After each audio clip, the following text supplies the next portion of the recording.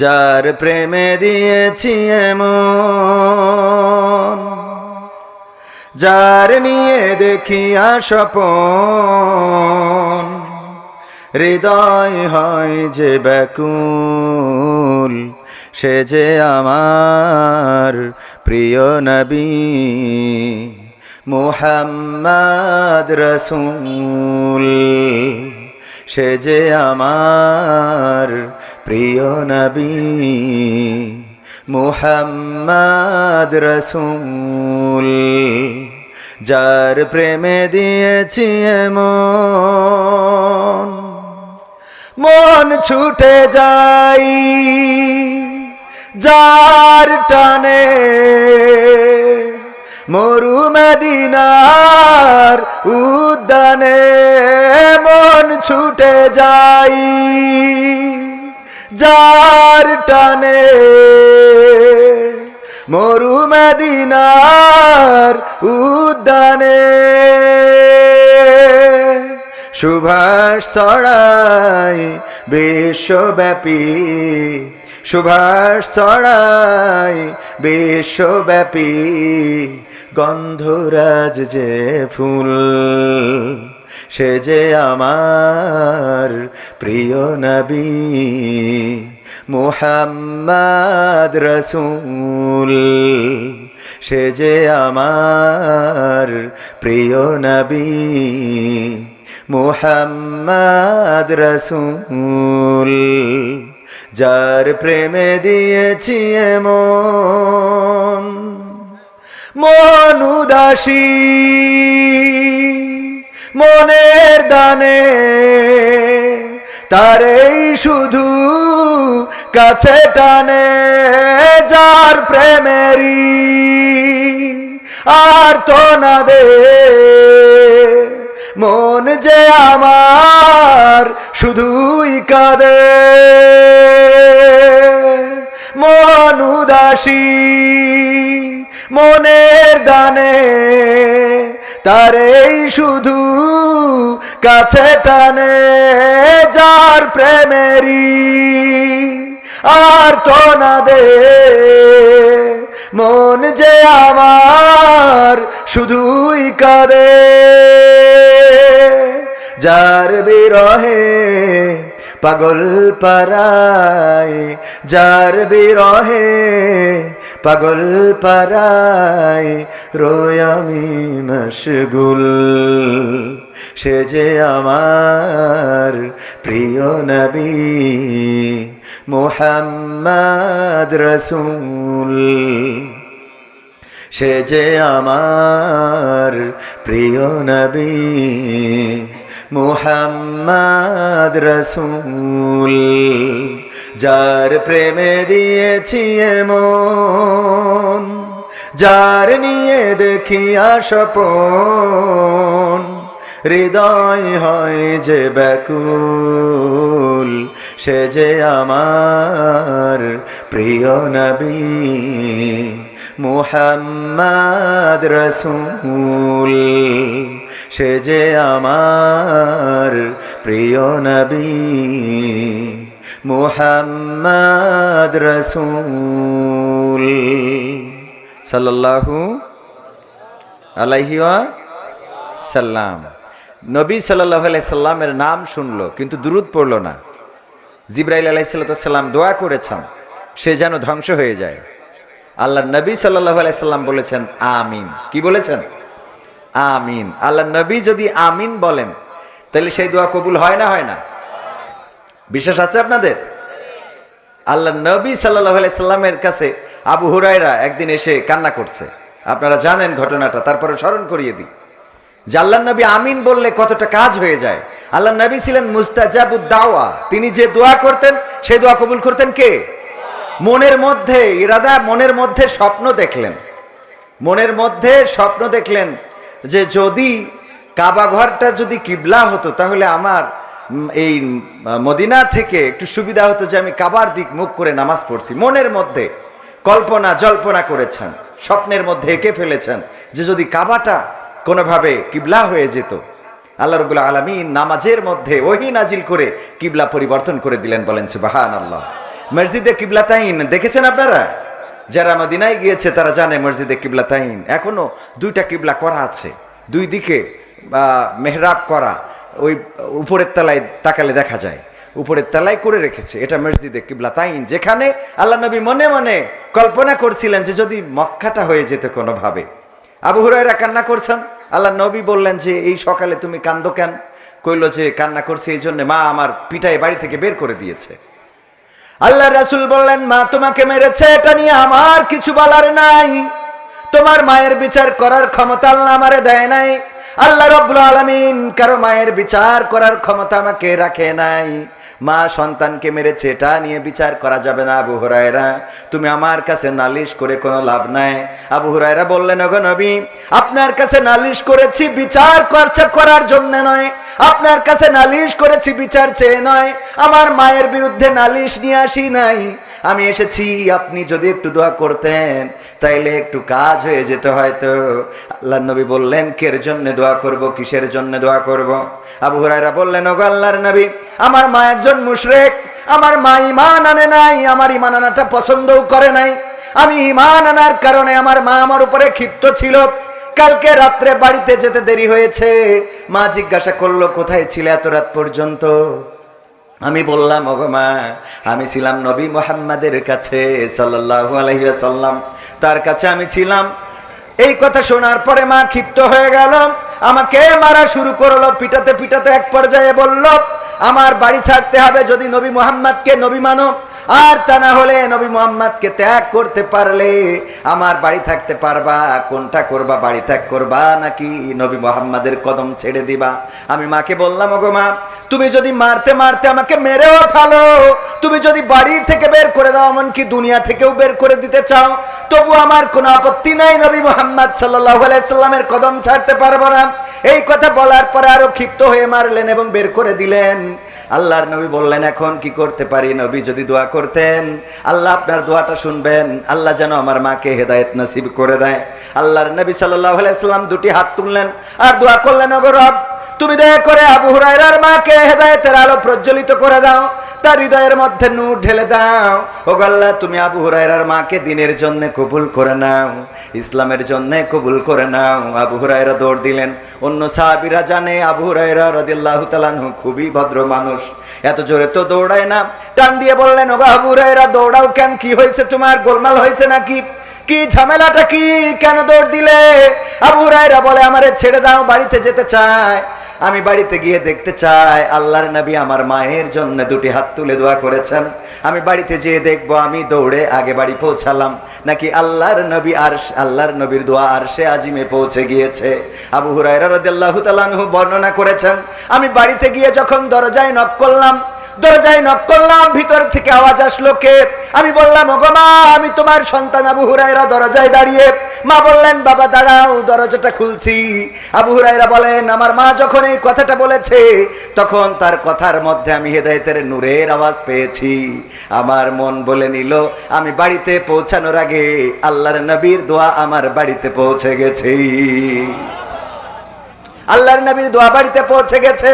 আবু হুরায়রা বললেন, দরজা খোলার পরে মা জননী আমাকে ডাক দিয়ে বললেন, ও আবু হুরায়রা আমি তোমাকে মেরেছি, আমার হৃদয়টা বড্ড কষ্ট পেয়েছে, কেন মারলাম তোমারে, কেন পিটালাম, কেন বাড়ি থেকে বের করে দিলাম, সারাটা রাত আমার ঘুম হয় নাই।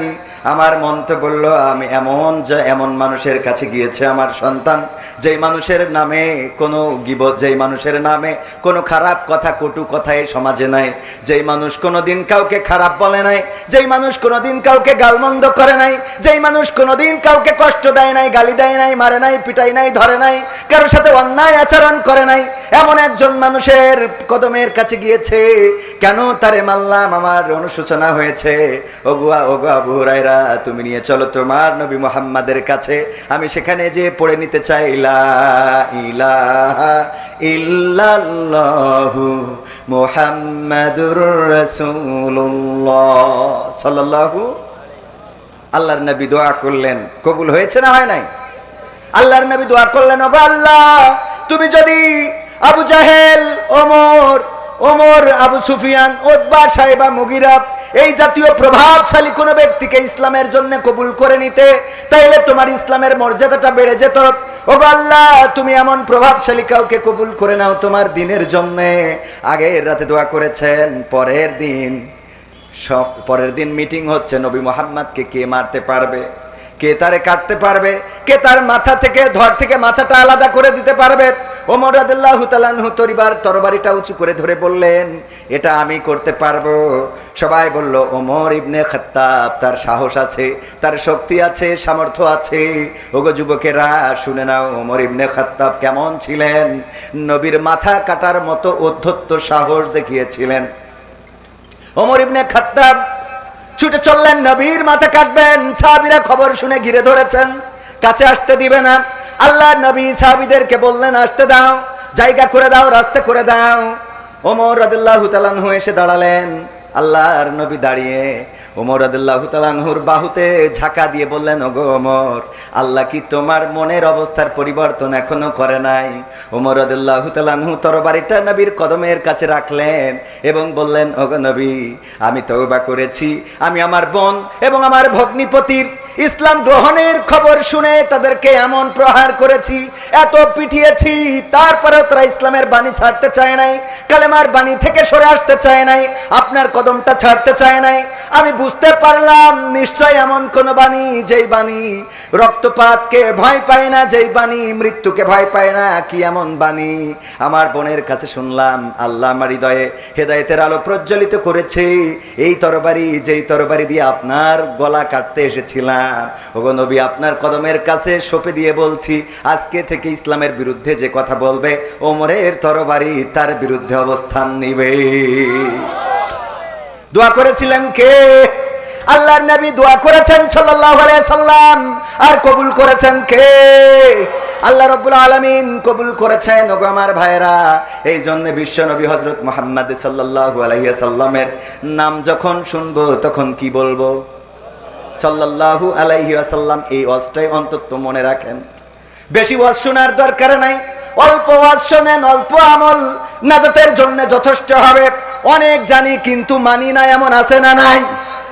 বলেন, আছে না নাই? অনেক জানে মানে না, অনেক বলে মানে না, অনেক বলে, অনেক ওয়াজ করে, কবির বিন সামাদও তার বাইরে নাকি, ধরা খালি বুঝা যাবে। ঠিক না বে ঠিক?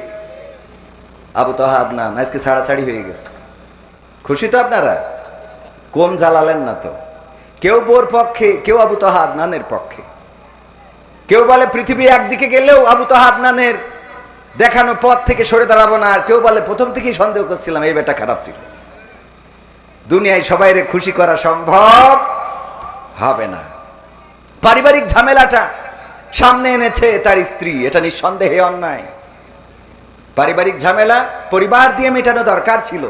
কিছু মানুষ আছে যখন মাছ পায় না তখন ছিপে কামড় দেয়, আছে না নাই? সম্মান দেয়ার মালিককে? আল্লাহ রাব্বুল আলামিন। কেড়ে নেয়ার মালিককে? তবে হ্যাঁ, অবশ্যই যারা যে পথে চলেন সেই পথের কদর করার দরকার আছে না নাই? সারা রাত স্লোগান দেবেন ধানের শীষ, ভোট দেওয়ার সময় দাড়ি পাল্লা হবে? কথা কয় না। আবার সারাদিন স্লোগান দিলেন দাড়ি পাল্লা, ভোট দেওয়ার সময় ধানের শীষ। এটা নেফাকি। কি ফাঁকি? নেফাকি। আপনি যেটা করবেন সেটা স্পষ্ট ভাবে করেন। আপনি খারাপ কাজটা করলেও সেটা সামনে দাঁড়িয়ে করেন, উপরে বুজুর্গ বুজুর্গ ভাব আর ভিতরে অন্যরকম। এটা করা যাবে? আল্লাহ আমাদের এসব থেকে হেফাজত করুন, বলেন আমিন। সম্মানিত ভাইয়েরা, এলাকার সন্তান, এত করে ওয়াজ শোনানোর কিছু নাই, ওয়াজ যা শোনানোর শোনাবে না। আজমপুর মাঝের পাড়া নতুন মাদ্রাসার উদ্যোগে আজকে 12তম বার্ষিক তাফসিরুল কোরআন মাহফিলের শ্রদ্ধাভাজন সভাপতি জনাব মোহাম্মদ ইসরাফিল হোসেন সাহেব, যিনি সভাপতি মাঝের পাড়া জামে মসজিদ। এছাড়াও নতুন যে মাদ্রাসা হবে, নতুন এখানে একটা মাদ্রাসার পরিকল্পনা করা হয়েছে। যেই মাদ্রাসার উদ্যোক্তা শুধু বলবো না, প্রতিষ্ঠাতা বললেও ভুল হবে না, নিজের জমি বিক্রি করে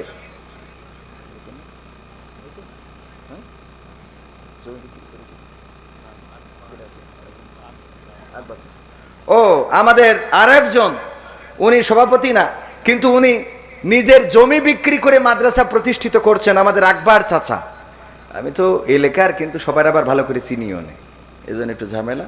তো সভাপতি সাহেব আছেন স্টেজে, এছাড়া আজকে ওনাকেও আমি একটু সত্যি কৃতজ্ঞতা জ্ঞাপন করছি যে জমি বিক্রি করে এই সময় মসজিদের টাকা মেরি দিয়ে জমি কেনার লোক বেশি, ঠিক না বে ঠিক? কমিটি চেঞ্জ হয়েছে আর হিসেব দেবে না, খাতা দেয় কিন্তু হিসেব দেয় না, আছে না নাই? খাতা দেবে, হিসেব দেবে না। তার মানে মসজিদের টাকা নিয়ে জমি কিনে থিয়েছে। ও জমি কিনে সেদিন একজন তো বললো, ভাই মসজিদের টাকা নিয়ে দাদন সেইডে। মসজিদের টাকা নিয়ে সুদ খাওয়ার লোকও আছে না নাই? কারণ অনেক সুদখোর মসজিদের সভাপতি, তো যখন টাকা শর্ট পড়ে তখন ওখানতে পূরণ করে। বুদ্ধি আছে না নাই? আল্লাহর খবর, আল্লাহ ভালো, টাকা দিয়ে একটু খারাপ করেছি, কাটাকাটি করে নাও। ওগো আমার ভাইয়েরাম, ও এখনো তো শুরু করে পারিনি। সভাপতিত্ব করছেন ইসরাফিল হোসেন সাহেব, যিনি সভাপতি মসজিদের। এছাড়া আজকে প্রধান মেহমান হিসাবে আলোচনা করবেন হজরত মাওলানা আব্দুল সালাম যুক্তিবাদী বন্ধুবর, বগুড়া থেকে এসেছেন অনেক পথ জার্নি করে। অত্যন্ত দারুণ আলোচক, সমসাময়িক প্রেক্ষাপট নিয়ে খুব ভালো আলোচনা করেন। এবং আমি আর ভাই কয়দিন আগেই মালয়েশিয়া সফর করে আসলাম, ওখানেও আমাদের প্রোগ্রাম ছিল। এছাড়াও ভারত, আরও সৌদিতেও আমরা একসাথে প্রোগ্রাম করেছি। সেই সুবাদে বলা যায় ইন্টারন্যাশনাল খ্যাতিসম্পন্ন বক্তা উনি এসেছেন ইতিমধ্যে, আমার আগেই পৌঁছে গিয়েছেন, যদিও আমার বাড়ির কাছে বাড়ি। আমাদের সঙ্গীত পরিবেশন করেছেন রকি হোসেন, মারুফ হোসেন, এছাড়াও আমার টিমের আরও সদস্যরা ক্যামেরায় রয়েছেন। আজকে আমার ক্যামেরা পার্সন যারা, দীর্ঘদিন পরে দেখা হচ্ছে, অনেক ভালোবাসার মুখগুলো, যারা অনেক পরিশ্রম করে শীতের রাত কানে মাপলা বেঁধে মোটরসাইকেল চালিয়ে দূর দূরান্তে চলে যায় কোরআনের এই বয়ান। যদিও আমার কাছে অত ভালো বয়ান পায় না, ভালো ভালো বক্তাদের বয়ানগুলো সংগ্রহ করে ইউটিউবে ছেড়ে দেয়, যা আপনারা চায়ের দোকানে বসে বসে চা পান করেন আর ভালো করে এই ওয়াজগুলো শুনতে পারেন, ঠিক না বেঠিক? এখানে যারা ওয়াজ শুনছেন হয়তো কিছু শুনবেন, কিছু বাদাম খাবেন, আবার কিছু সময় মার্কেটে যাবেন, কিন্তু ইউটিউবাররা যখন দিয়ে দিবে, আপনি আপনার ঘরে বসে সার্চ দিয়ে এই আজমপুরের মাহফিল, পুরা মাহফিল দেখতে পারবেন, শুনতে পারবেন। সুতরাং এই ক্যামেরার গুরুত্ব আছে না নাই? এই জন্য আমি বরাবরই বলি, আমার ইউটিউবার ভাইদের সাথে খারাপ আচরণ করা যাবে না, ওদের সাথে খারাপ আচরণ করবেন না। যদি সম্ভব হয় ওদেরকে দুইটা খাওয়াবেন, সম্ভব হইলে মাহফিল কর্তৃপক্ষ আপনি কয়জনকে এখানে শোনালেন, উনারা তো শোনাবে মিলিয়ন মিলিয়ন মানুষের, বলেন ঠিক না বেঠিক? সুতরাং তাদেরকে একটু সহযোগিতা করবেন, তাদেরকে পারলে একটু বাদাম কিনে দিবেন, তাদেরকে পারলে পেঁয়াজি ভাজা কিনে এনে দিবেন, যে এই নেন আপনারা খান, এটা দিন প্রচারের একটা অংশ হবে। সোয়াব দিবেন কে? আল্লাহ রাব্বুল আলামিন। এই কাজগুলো করবেন। আমার ইউটিউবার ভাইরা অনেক কষ্ট করেন। এছাড়া উপস্থিত আছেন আমার অঞ্চলের পরিচিত অপরিচিত অনেকেই, আমার প্রিয় মুখ, তার মধ্যে অনেক বক্তাও রয়েছেন এখানে যারা খ্যাতিসম্পন্ন মুফাসসিরে কোরআন। বিশেষ করে আমার বন্ধুবর মাওলানা মাহবুবুর রহমান, আমি স্টেজে উঠাইতে চাইলাম, বলল সামনে বসে ওয়াজ শুনবো। উনি আমার উস্তাদ, আমারে ওয়াজ শিখায়, আর সে সামনে বসে আছে। সত্যি আমার কাছে এটা কষ্টের, তারপরে বলল সামনে বসবো। আমার তো কিছু করার নাই। পর্দার অন্তরালে মা বোনেরা রয়েছেন, সাথে আমার বউ আছে। বলছে জায়গা নেই, জায়গা থাকবে কি? আমার বউ নিয়ে আইছে আজকে। মা আসতে চাইলো, তো একটু অসুস্থ, বললাম যে থাক, অসুবিধা নেই, সালাম ভাই বাড়ির বক্তা আর আমি তো আপনার ছেলে, তো বউকে নিয়ে আসলাম, কারণ ওরও হেদায়েতের দরকার আছে না নাই? কথা কয় না, কারণ এখনকার সময়ে বউ হইল বড় ফিতনা। তুই চলি গেলি আর একদিকে চলি যাচ্ছে, কথা কয় না। এই জন্যই সাথে রাখার দরকার আছে না নাই? গদ খালি আর খবরদার কারণ নিয়ে যাবেন না, বউ নিয়ে যাবেন। হ্যাঁ, রাজি তো? ওই যে যাদেরকে নিয়ে যান ওদের নিয়ে যাবেন না, নিয়ে যাবেন কি? বউ নিয়ে যাবেন। আল্লাহ তৌফিক দিন, বলেন আমিন। সবাইকে অন্তরস্থল থেকে সালাম জানাচ্ছি, আসসালামু আলাইকুম ওয়া রাহমাতুল্লাহ। আল্লাহর শুকরিয়া আদায় করছি যে মহান রব আজকে এত সুন্দর একটা পরিবেশ করে দিয়েছেন। এই মাস অনেকেই আশঙ্কা করেন এই মাসে বৃষ্টি হবে, কিন্তু সুন্দর এই পরিবেশ করে দিয়েছেন কে? সেই রবের শুকরিয়া আদায় করে সবাই পড়ছি আলহামদুলিল্লাহ। আল্লাহর শুকরিয়া আদায় করে শেষ করা যাবে? আল্লাহ রাব্বুল আলামিন যে নিয়ামত দিয়েছেন, আহারে মাঝে মাঝে চিন্তা করি কত কি তুমি দিলা। ডাক্তার হাসপাতালে গেলে বোঝা যায় যে আমাদের এর মধ্যে কি আছে কি নাই। একটা জিনিস নষ্ট হইলে বুঝবেন যে কি হারাইলেন, নষ্ট না হওয়া পর্যন্ত কেউ বোঝে, কথা কয় না, বোঝে। একটা কিছু হারাইলেই বুঝবেন। চোখ একটা একটু বাঁকায় গেলেই নামটার কবির বিন সামাদ থাকতো না, বলতো টেরা কবিরের বাড়ি যাবা নাকি, ঠিক না বে ঠিক? কানটা একটু কালা হইলেই বলতো কার বাড়ি যাবা, কালা কবির। চোখ একটা কানা হইলে বলতো কানা কবির। পা একটা একটু 1 ইঞ্চি খাটো হইলে একটু আপ ডাউন করে হাঁটলেই বলতো খুড়া কবির। ঠিক না বে ঠিক? যে আল্লাহ এত সুন্দর করে বানাইলেন, হাত দিলেন, পা দিলেন, চোখ দিলেন, কান দিলেন, দেখার শক্তি দিলেন, আর না চাইতেই অনেকের বউ দিয়ে দিয়েছে। বলেন সুবহানাল্লাহ। বউ আছে না নাই? কার কার আছে দেখি হাত উঁচু করেন। লজ্জা করছে? বউ আছে গর্ব করবেন, দেখি হাত তোলেন। বউ যদি দুটো থাকে তাহলে ডবল গর্ব। হ্যাঁ, আজকে এটা বলা যাবে না, আজকে সামনাসামনি, অন্যদিন বলবান। এই সম্বন্ধে ওয়াজ অন্যদিন হবে। আজ বলে অশান্তি বাড়াই লাভ নেই। বিয়ে করেননি কারা কারা হাত উঁচু করেন। এত কম অবিবাহিত এই অঞ্চলে। আল্লাহ, আমার মাহফিলে অবিবাহিত লোক বেশি আসে, কিন্তু এই অঞ্চলে দেখছি বিবাহিত। আমার অঞ্চল তো, এলাকার বন্ধু বান্ধব বলছে ওরা শোনে কিটা, এরকম না? যাই হোক, যারা বিয়ে করেননি শীত আসার আগে আল্লাহ সবাইকে তৌফিক দিন। বলেন আমিন। এই আমিন এত আসতে বললেন, বলেন আমিন। বিয়ে করা খারাপ কাজ না ভালো কাজ? আল্লাহর নবী সাল্লাল্লাহু আলাইহি সাল্লাম বিয়েকে প্রমোট করেছেন। বিয়ে করার জন্য শুধু উদ্বুদ্ধ করেন নাই, আল্লাহর নবী সাল্লাল্লাহু আলাইহি সাল্লাম নিজেও ঘটকালি করেছেন। এমন আছে না নাই? আল্লাহর নবীর একজন সাহাবী ছিল, এত কালো কেউ পছন্দ করে না, এত কালো, এত কালো কারো পছন্দ হয় না, কেউ মেয়ে দিতে চায় না। আল্লাহর নবী সাল্লাল্লাহু আলাইহি সাল্লামের কাছে এসে বললেন, ওগো নবী, আমার বুঝি বিয়ে হবে না? আল্লাহর নবী বললেন, কেন? আমার চেহারাটা সুন্দর না, আমি কালো মানুষ, আমার দাঁতগুলো সাদা আর চোখের পাশে সাদা, এছাড়া আর কোনো সাদা জায়গা নাই, এই জন্য মানুষ পছন্দ করে না। আল্লাহর নবী বললেন, আমি একটা চিরকুট লিখে দিচ্ছি, এই মদিনার সবচেয়ে সুন্দরী নারীটার তোমারে বউ বানাই দেব। বলেন সুবহানাল্লাহ। চিরকুট লিখে দিলেন যে আমি প্রস্তাব পাঠাচ্ছি আমার এই সাহাবীর জন্য। এই সুন্দরী মেয়েটা চিঠি নিয়ে গেলেন, মেয়ের বাবার কাছে দিলেন। মেয়ের বাবা বলল, তোমার এমন চেহারা, এই চেহারার সাথে আমার সুন্দরী মেয়েটারে বিয়ে দিতে রাজি। ভিতর থেকে মেয়েটি শুনলেন আর বললেন, ওগো বাবা, কার প্রস্তাব ফিরিয়ে দেন? যেই বিয়ের ঘটক স্বয়ং নবী সাল্লাল্লাহু আলাইহি সাল্লাম, যেই বিয়ের প্রস্তাব পাঠিয়েছেন নবী সাল্লাল্লাহু আলাইহি সাল্লাম, সেই বিয়েটা ফেরত দেয়া যাবে না। আল্লাহ নবী সাল্লাল্লাহু আলাইহি সাল্লাম ঘটকালি করেছেন। যাই হোক, ওয়াজ করা আমার ওই দিকে যাওয়ার দরকার নেই, আজকে বিয়ে দরকার নেই। বাড়িতে এমনি ঝামেলা, আরো ঝামেলা বেঁধে জীবনে। সূরা হাসরের, সূরা আল ফজরের 4টা আয়াত আমি তেলাওয়াত করেছি। ইমামরা খুব বেশি বেশি তেলাওয়াত করেন, মনে আছে আপনাদের? ইয়া আইয়াতুহান নাফসুল মুতমাইন্না ইরজিই ইলা রাব্বিকি রাদিয়াতাম মারদিয়া ফাদখুলি ফি ইবাদি ওয়াদখুলি জান্নাতি। এই আয়াতটা নিয়ে একটু কথা বলতে চাই। আয়াতটা যখন নাজিল হচ্ছিল তখন পাশে বসা ছিল আবু বকর রাদিয়াল্লাহু তাআলা আনহু। আবু বকর রাদিয়াল্লাহু তাআলা আনহু ইসলামের কততম খলিফা ছিলেন? বলেন তো সবাই, কততম?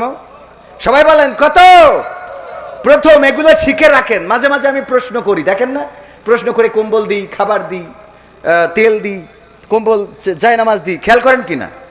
এই প্রশ্নগুলোই তো করি। ইসলামের প্রথম খলিফাকে আবু বকর রাদিয়াল্লাহু তাআলা আনহু। ওই সময় অনেকেই অন্য রকম উত্তর দিয়ে ফেলে, কেউ সাহাবীর নাম বলে, কেউ বঙ্গবন্ধুর নাম বলে, আছে না নাই? মনিহারের কাছে একজনের জিজ্ঞাসা করলাম, আমাদের জাতির পিতার নাম কি? কয় বঙ্গবন্ধু শেখ মুজিবুর রহমান। আমরা ইসলাম থেকে এত পিছিয়ে, আদিনে আমি এক মা বোন বলতে হবে, জিজ্ঞাসা করলাম যে উজুর ফরজ কয়টা? তা বলছে 3টা। বললাম কি কি? বলছে ফজর, জহর আর আসর। ফজর, জহর আর আসর উজুর ফরজ। এই অনুষ্ঠানটা দেখবেন, দেখলে আপনারাও মাঝে মাঝে অবাক হয়ে যাবেন। আবার অনেকেই দেখবেন যে আপনি নিজেও জানেন না যে যেটা বলেছে এটা আমিও জানি না। বোঝেননি? আবু জাহেলের মতো। আবু জাহেলের কাছে একবার তার ভক্তবৃন্দ এসেছে একটা বস্তু নিয়ে, বলল বৃষ্টি হয়েছে, বৃষ্টির পানিতে এটা ভেসে এসেছে, কি আমরা চিনতে পারছি না। আবু জাহেল সামনে ওটা দেখে কিছুক্ষণ কান্নাকাটি করলেন, তারপরে কিছুক্ষণ হাসা শুরু করলেন। আবু জাহেলের ভক্তবৃন্দ বলল, আবু জাহেল, তুমি তো আমাদের নেতা, তুমি আমার এই যে বিষয়টা এনেছি, এটা কি না জানিয়ে হাসলে কেন, কাঁদলে কেন? বলল আমি কাঁদলাম এই জন্যে, আমি যদি মারা যাই তাইলে এই সামান্য জিনিসটা তোমরা চিনতে পারো না, কি উপায় তোমাদের হবে, এই চিন্তা করে আমি কান্না করলাম। তাইলে হাসলে কেন? বলছে আমি হাসলাম এই জন্য, এই জিনিসটা কি আমিও চিনতে পারিনি, এই জিনিসটা কি আমিও চিনতে পারিনি। ওর চিন্তা হইলো মারা গেলে এদের উপায় কি হবে, যে এই সামান্য জিনিস এরা বুঝতে পারে নাই। কিন্তু ও হাসলো এই জন্য যে আসলে এই জিনিসটা ও বুঝতে পারে নাই। তো এই অবস্থা আমাদের অনেকের আছে, যে সামান্য এই উত্তর আমি যখন প্রশ্ন করি তখন পাশ থেকে অনেকেই বলি দেয় এইটা এইটা এইটা, যে ওইটারে ধরি আমনি কেলাই পড়ে। এই জন্য এগুলো শেখার দরকার আছে না নাই? ইসলামের প্রথম খলিফা কে? হযরত আবু বকর রাদিয়াল্লাহু তাআলা আনহু। তিনি পাশে বসা ছিলেন যখন এই আয়াতে কারিমাত নাজিল হচ্ছিল, আল্লাহর নবী তেলাওয়াত করলেন, আর আবু বকর রাদিয়াল্লাহু তাআলা আনহু তরজমা করা লেগেছে নাকি? বলেন তরজমা করা লেগেছে? আরবে যখন কোরআন নাজিল হতো আরবি ভাষায়, তখন আরবিয়ানরা বুঝতো না। আল্লাহর নবী যখন এই আয়াতে কারিমা তেলাওয়াত করলেন, তেলাওয়াত করার সাথে সাথে আবু বকর রাদিয়াল্লাহু তাআলা আনহু বললেন, তাফসিরে ইবনে কাসিরে এসেছে, ওগো নবী এত সুন্দর চমৎকার কথা আল্লাহ ডাক দিয়ে বলছে, হে ওগো প্রশান্ত আত্মা, ওগো প্রশান্ত আত্মা, হে প্রশান্ত আত্মা তুমি ফিরে এসো তোমার রবের কাছে, ফিরে এসো তোমার রবের কাছে, আর তুমি দাখিল হয়ে যাও আমার বান্দাদের কাতারে, আর প্রবেশ করো জান্নাতে সন্তুষ্ট চিত্তে, আনন্দ চিত্তে এবং সন্তোষ ভাজন হয়ে তুমি ফিরে এসো। কত সুন্দর কথামালা আল্লাহ ডাক দিয়ে বলছেন, ওগো প্রশান্ত আত্মা ফিরে আসো সন্তুষ্ট চিত্তে এবং সন্তোষ ভাজন হয়ে। তার মানে তুমি সন্তুষ্ট হয়ে যাও এবং যার কাছে ফিরে আসছো সেও তোমার উপরে সন্তুষ্ট, আর তুমি দাখিল হয়ে যাও আমার বান্দা যারা তাদের কাতারে, আর প্রবেশ করে নাও জান্নাতে। এই কথাগুলো যখন আল্লাহর নবী সুন্দর করে তেলাওয়াত করলেন, আবু বকর রাদিয়াল্লাহু তাআলা আনহু বললেন কত সুন্দর কত চমৎকার কথা। আবু বকর রাদিয়াল্লাহু তাআলা আনহুকে আল্লাহর নবী বললেন, আবু বকর শুনে নাও, যখন তোমার মৃত্যুর সময় ঘনিয়ে আসবে তখন আল্লাহ রাব্বুল আলামিন এই কথাগুলো তোমাকেও বলে দিবে। সুবহানাল্লাহ। নফসে মুতমাইন্না, প্রশান্ত আত্মা। কি আত্মা? বলেন কি আত্মা? আল্লাহ ডাক দিয়ে বলবেন, ওগো প্রশান্ত আত্মা ফিরে আসো তোমার রবের নিকট সন্তুষ্ট চিত্তে এবং সন্তোষ ভাজন হয়ে। সন্তুষ্ট চিত্তে মানে তুমিও খুশি হয়ে যাও। এটাই এমন, ধরেন আবার রাজনীতির কথা বলছি না, তারেক রহমান দেশে এসেছে, আমাদের এই থানায় অথবা এই সংসদীয় আসনে বিএনপির মনোনয়ন প্রত্যাশী আছে না নাই? কয়জন আছে? একাধিক ব্যক্তি, 2 বা 3 জন আছে না নাই?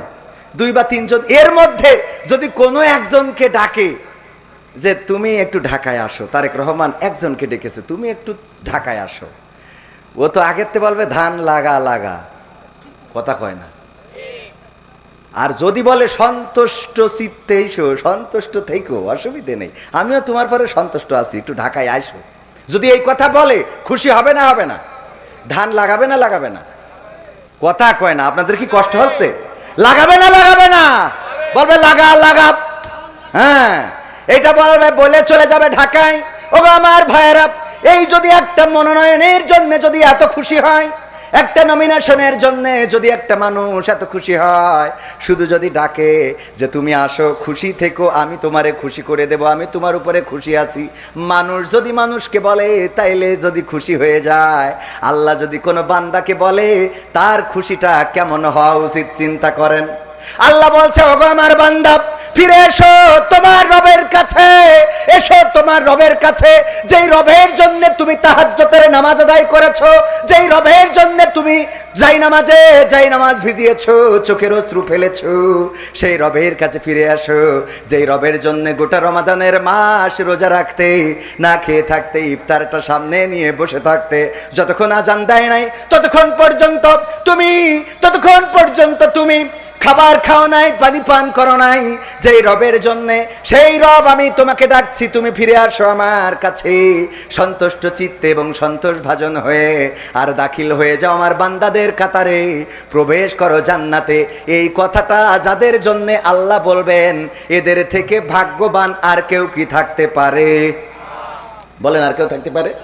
যখন আমাদের কেউ থাকে না তখন থাকেন কে? যখন আমাদের কেউ দেখে না তখন দেখেন কে? যখন আমাদের কেউ খোঁজে না তখন খোঁজেন কে? আল্লাহর নাম নিতে যদি কষ্ট হয় দরকার নাই, যে আল্লাহ ছাড়া বিপদ উদ্ধার হয় না। মনিরুল ডাক্তার সাহেব স্টেজে আছে। মনিরুল ডাক্তার সাহেব আমার সাথে এসেছে, হঠাৎ অসুস্থতা। যদি মনিরুল ডাক্তারের কাছেও যেতে চান, পাল্লায় যাইতে সময় লাগবে না? লাগবে না। যদি কলটা দিতে চান, ফোনটা ধরাইতে সময় লাগবে না? লাগবে না। কলটা সে রিসিভ করবে, ঘুমে আছে না জেগে আছে জানেন না। ডাক্তারের কাছে ফোন দিয়ে হয়তো ফোনেও না পাইতে পারেন, কিন্তু গভীর রাতে পেটের মধ্যে ব্যথা শুরু হয়েছে, চিৎকার করে আল্লাহরে ডাকলে শোনার জন্য কি সময় লাগে নাকি? কথা কয় না, সময় লাগে? আল্লাহরে ডাকলেন, আল্লাহ, ওগো আল্লাহ, পেটের যন্ত্রণায় বাঁচি না, তুমি কোথায় আল্লাহ? আল্লাহ রাব্বুল আলামিন এমন দয়া, ডাকার মতো যদি ডাকতে পারেন আল্লাহ রাব্বুল আলামিন আপনার যন্ত্রণা কমিয়ে দিবেন। ডাকার মতো যদি ডাকতে পারেন আল্লাহ আপনার অভাব দূর করে দিবেন। ডাকার মতো যদি ডাকতে পারেন আল্লাহ রাব্বুল আলামিন আপনার সমস্যা সমাধান করে দিবেন। বলেন সুবহানাল্লাহ। আল্লাহর এই ক্ষমতা আছে না নাই? বলেন আছে না নাই? আল্লাহকে ডাকলেন কে? আদম আলাইহিস সালাম বললেন, রব্বানা যালামনা আনফুসানা ওয়া ইল্লাম তাগফির লানা ওয়া তারহামনা লানাকুনান্না মিনাল খাসিরিন। ওগো আল্লাহ, ওগো রব, আমি তোমারে ডাকছি, আমি আমার উপরে জুলুম করেছি, তুমি আমারে ক্ষমা করো, তুমি আমার উপরে দয়া করো, রহম করো। আল্লাহ শুনেছে না শোনে নাই? আল্লাহর ডাকলেন কে? ইউনূস আলাইহিস সালাম যখন মাছের পেটের মধ্যে ঢুকে গেল, আহারে পৃথিবীর কোনো মানুষ খবর পাইল না, নৌকা থেকে ফেলে দেওয়া হলো, পানির মধ্যে পড়ে গেল, মাছটা গিলে নিয়ে চলে গেল। ওই মাছের পেটের অন্ধকারের মধ্যে, পানির অন্ধকারের মধ্যে এবং রাতের অন্ধকারের মধ্য থেকে যখন চিৎকার করে বলল, লা ইলাহা ইল্লা আনতা সুবহানাকা ইন্নী কুনতু মিনাজ জালিমিন। আমার আল্লাহর ডাকার পরে আল্লাহ ডাকে সাড়া দিয়েছেন না দেয় নাই? বললেন, ওগো রব, আমি আমার উপরে জুলুম করেছি, তুমি পুত পবিত্র, তোমার মতো বড় পবিত্র আর কেউ নাই, আমি আমার উপরে জুলুম করে ফেলেছি, আল্লাহ তুমি আমারে ক্ষমা করো, দয়া করো, তুমি ছাড়া উপায় নাই। আল্লাহ রাব্বুল আলামিন ইউনূস আলাইহিস সালামের দোয়াটা শুনলেন আর মাছের পেটের মধ্যে যন্ত্রণা বাড়িয়ে দিলেন।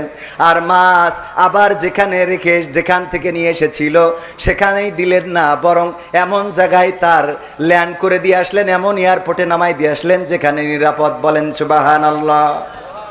শুনেছেন না শোনে নাই? যখন নদীর পাড়ে মুসা আলাইহিস সালাম, সাহাবীরা বলল, ওগো মুসা, বিপদে পড়ে গেলাম তোমার পরে ঈমান আনার কারণে, আর তো কোনো উপায় নাই, আর কোনো রাস্তা নাই, এখন সামনে মারব পিছনেও মারব, আমরা এমন জায়গায় আটকে গেছি, এমন চিপাগলিতে, যদি বের হতে চায় ফিরাউনের বাহিনী, তারা আমাদেরকে অ্যাটাক করবে, তাদের ঘোড়ার পদতলে পিষ্ট হয়ে মারা যাব। আর যদি আগাইতে চায় তাইলে এই সাগরের সমুদ্রে চুবানি খেয়ে মারা যাব। এখন বলো মুসা কি করব? আল্লাহর নবী মুসা আলাইহিস সালাম নিশ্চিন্ত ছিলেন, হতাশ হলেন না, বরং তিনি জানেন যে আল্লাহ রাব্বুল আলামিন আছেন। নফসে মুতমাইন্না তো এরকমই হয়, বিপদে পড়লেও হতাশ হয় না। নফসে মুতমাইন্না হলো মুসিবত যতই আসুক ফাঁসির রশিতে ঝুলানো হবে, ডাক দিয়ে সন্তানকে বলে, ওগো আমার কলিজার টুকরা, বড় ফাঁসির কাষ্টে তো ঝুলবো, লুঙ্গি পরে যাব নাকি পাঞ্জাবি পরে যাব এটা বলে। ওগো আমার ভাইয়েরা এটা বলে না, আমার ফাঁসি দেবে এখনো, দেখো বাঁচাইতে পারবা কিনা, বলে নাকি? নফসে মুতমাইন্না বোঝেন তো? নফসে মুতমাইন্না প্রশান্ত আত্মা, আল্লাহর পরে এতটাই নির্ভর যে মৃত্যুর আগের দিন পর্যন্ত হাসতে থাকে। কথা কয় না? দেখেননি কোরআনের পাখি মৃত্যুর আগের দিনও এমন হাসি দিয়েছেন যেন এক ফালি চাঁদ হেসেছে। আহারে 13টা বছর কারাগারে, মুখের মধ্যে মলিনতা কি ছিল? কিন্তু এখন যারা আছে বের করলে মনে হয় এখনো 13 মাস হয় নাই, তাও চেহারার দিকে কি তাকানো যায়? কথা কয় না? যায়, তাকানো যায় না। কারণটা কি? কারণটা হলো তাদের আল্লাহর প্রতি কনফিডেন্স নাই, আত্মবিশ্বাস নাই। আল্লাহর প্রতি তাদের বিশ্বাস না থাকার কারণে ওরা নফসে মুতমাইন্না হইতে পারে নাই। এই জন্য দুশ্চিন্তা আছে না নাই? কথা কয় না? দুশ্চিন্তা আছে না নাই?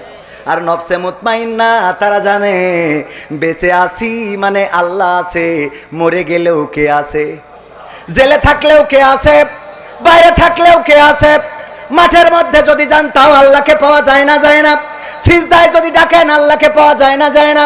আপনি যেখানে যে অবস্থায় থাকেন, ও আমার যুবকেরা, প্রেমের জন্য ঘুরে বেড়াই, ভালোবাসার জন্য ঘুরে বেড়ায়, গদখালি যায়, ওই পার্কে ঘুরে বেড়ায়, ফুল নিয়ে কত মানুষের আহারে কত বড় কাঙাল, প্রেমের জন্য কত কি করে। ওই যে প্রেমে সাকসেস হইতে যে ঢাকায় ছাত্র দলের একজন নেতাকে হত্যা করেছে, দেখেছেন না দেখেন নাই?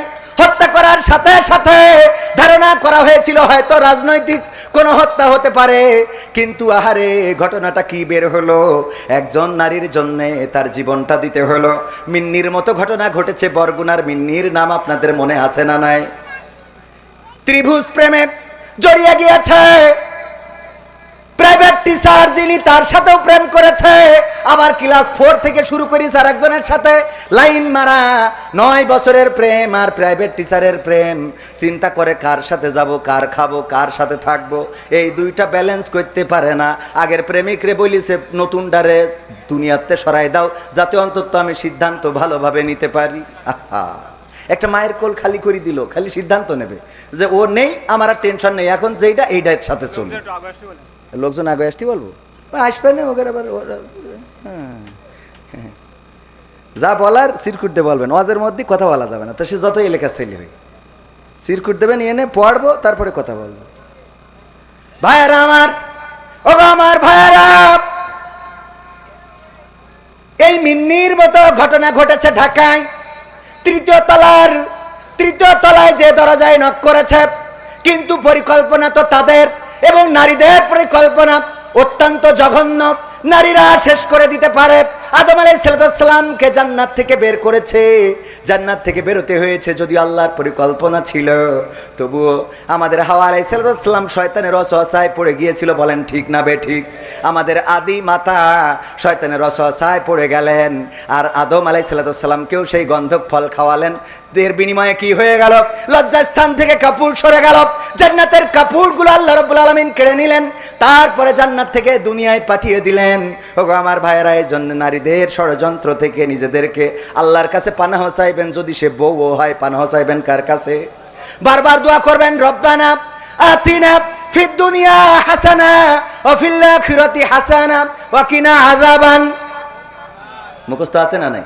পড়েন, রব্বানা আতিনা ফিদ দুনিয়া হাসানাতাও ওয়া ফিল আখিরাতি হাসানা ওয়া কিনা আযাবান নার। হে রব, তুমি আমাকে দুনিয়ার কল্যাণ এবং আখিরাতের কল্যাণ দান করো, এবং জাহান্নামের আযাব থেকে রক্ষা করো। আল্লাহর কাছে দুনিয়ার কল্যাণ চাইবেন, আখিরাতের কল্যাণ চাইবেন। সালাতুল হাজত পড়বেন, যত মুসিবতে পড়েন, যত বিপদে পড়েন, সালাতুল হাজত পড়বেন। সম্ভব হইলে তাহাজ্জুদ পড়বেন, আল্লাহর কাছে কাঁদাকাটি করবেন। সব মুসিবত থেকে মুক্ত করার মালিক কে? বলেন কে? আল্লাহ মুক্ত করার মালিক। এই মেয়েটা, বর্ষা নামের মেয়েটা কি করলো? মাহির নামের ছেলেটার সাথে প্রেমে মত্ত হয়ে 4 থেকেই প্রেম করে আসছে, 9 বছরের প্রেম। তারে বলেছে যদি এইটারে সরাইতে পারো, জুবাইরকে যদি সরাইতে পারো, জবু বলে ডাকে তার বাবা আদর করে, যদি সরিয়ে দিতে পারো তাইলেই আমি তোমার হব। আহাতও করা হলো, দরজায় নক করলো, দরজাটা খোলো, আমাকে একটু বাঁচাও। ওই মেয়েটা বলেছে তুমি না মরলে আমি মাহিরের হইতে পারবো না, সুতরাং তুমি মরে যাও, সেটাই ভালো। এই যে মেরে ফেললো, আহারে এই প্রেম, এই ভালোবাসা। এখন একজন মায়ের কোল খালি করলো, অপরজনের মা আবার ওই আসামিকে এনে ধরিয়ে দিয়েছে, নিজে পুলিশের কাছে সোপর্দ করেছে, আর যেই মেয়েটার কারণে সেও এখন জেলখানায়। বলেন দেখি, প্রেম কি ভালো কিছু বয়ে আনলো না খারাপ কিছু? তাইলে এই প্রেম কি করা যাবে? না, করবেন না, প্রেমের পিছনে ঘুরবেন না। আপনি যারে চান চিঠি দিয়ে লাভ নেই, মেসেজ করে লাভ নেই, ফ্রেন্ড রিকোয়েস্ট পাঠায় লাভ নেই, টিকটক করে লাভ নেই। বরং যদি সিজদায় পড়ে আল্লাহর কাছে চাইতে পারেন, আল্লাহ আমার তো মনে হয় ওই মেয়েটা যদি আমার জীবন সঙ্গিনী হয়ে যায় তাইলে আমার জীবনটা সুখের হবে, আমি বড্ড ভালোবাসি। আল্লাহ রাব্বুল আলামিন যদি কল্যাণ মনে করেন তারে তোমারে দিয়ে দিতে পারে না? পারে না? কথা কয় না? পারে না? পারে না? যারা বিয়ে করেছেন তারাও সেই দেখবেন আপনাদের ডবল বিয়ে হইতে পারে। এই আল্লাহ দিতে পারে না? পারে না? এটা কি খারাপ কাজ? খারাপ কাজ। ভাইয়ের আমার, নফসে মুতমাইন্নার কথা বলছিলাম। প্রশান্ত আত্মা তো এমন।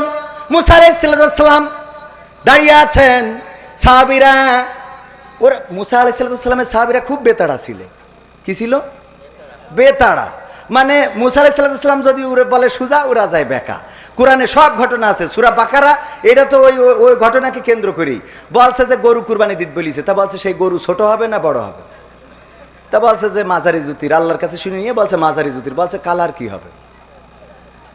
এবার বলছে কালার এই হবে। বলছে তা গায়ে হবে না এড়িয়ে হবে? প্রথম কথায় যদি একটা গরু এনে জবাই করে দেয় তাহলে বলে মিটে যায়। কিন্তু এত বেতাড়া ছিল, মানে ওই জিজ্ঞেস করতে করতে আল্লাহ এমন করে দিয়েছে যে সেই গরু খুঁজি পায় কষ্ট। এই জন্য নবী সাল্লাল্লাহু আলাইহি সাল্লাম একবার সাহাবীদের বললেন, যেই ব্যাপারে আল্লাহ কিছু বলেন নাই সেই ব্যাপারে তোমরাও চুপ থাকো, মুসা আলাইহিস সালামের উম্মতের মতো হইও না। কত সুন্দর কথা।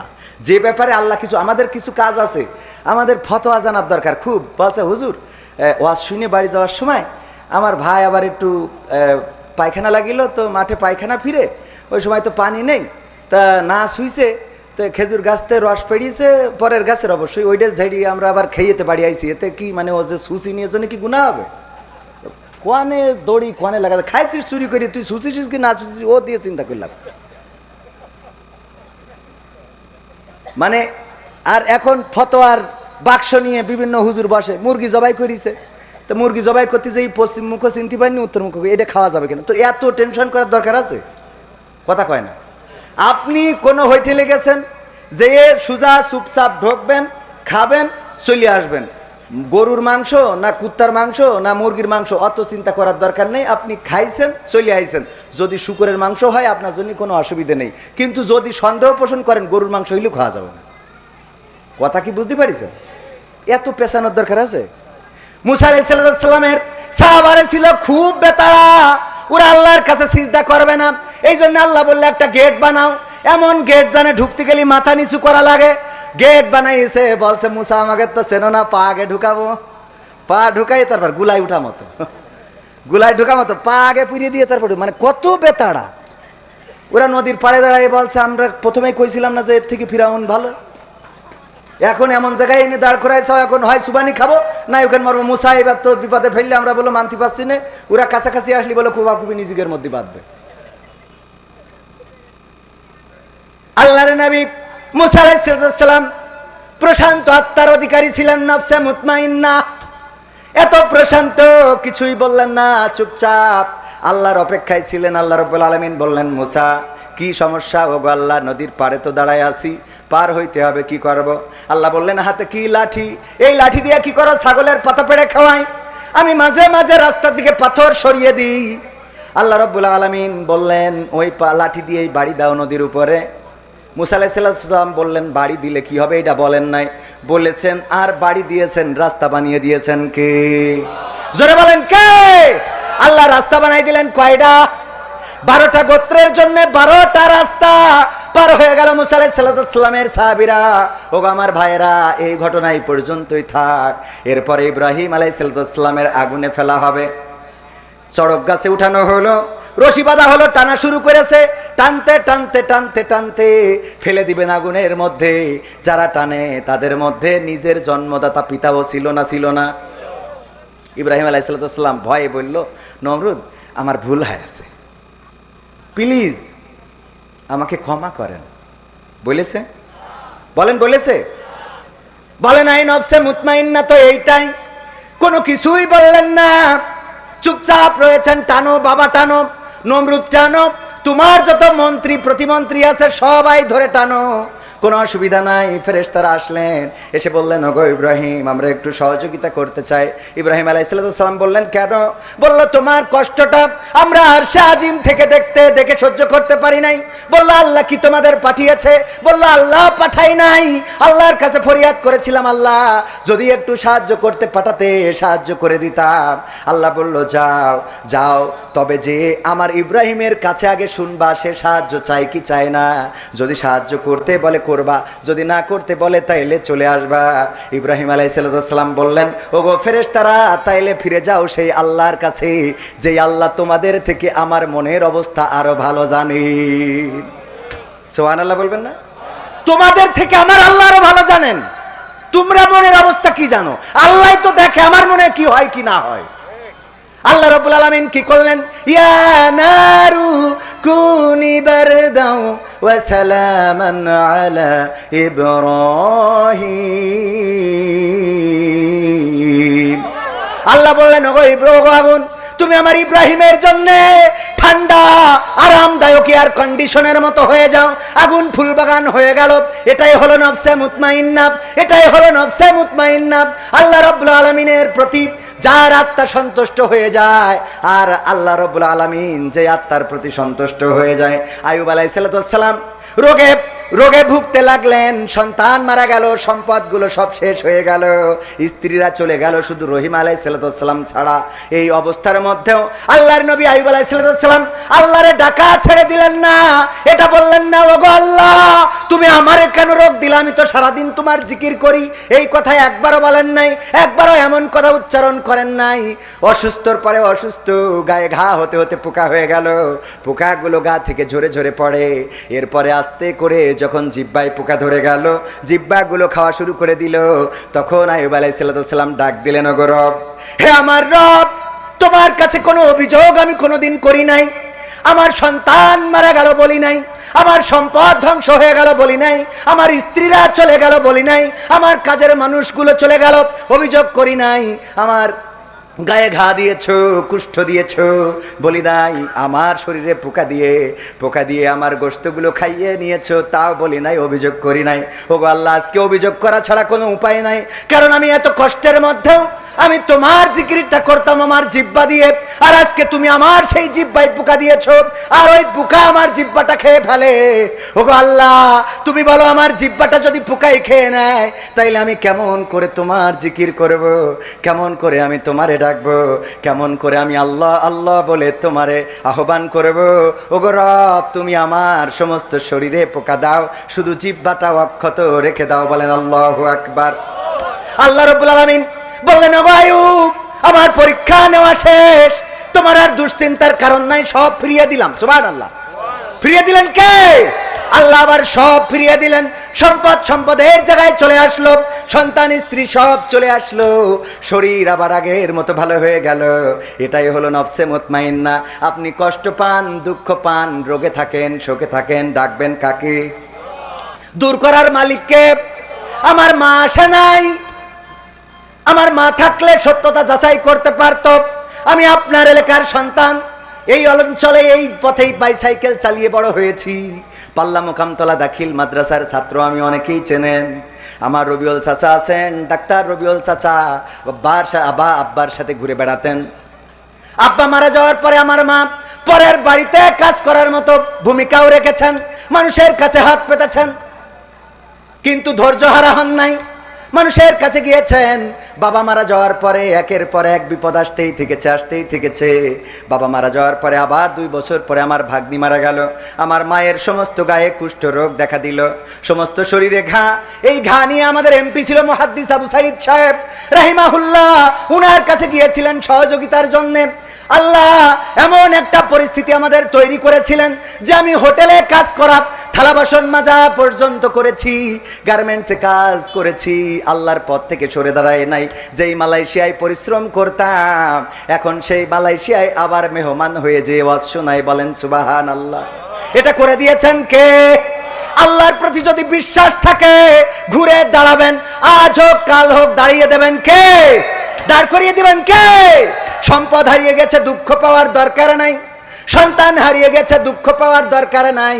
একটা সন্তান মারা গেছে, কষ্ট পায়, পরের বার দেখা যায় আল্লাহ যমজ সন্তান দান করে দিয়েছেন। বলেন সুবহানাল্লাহ।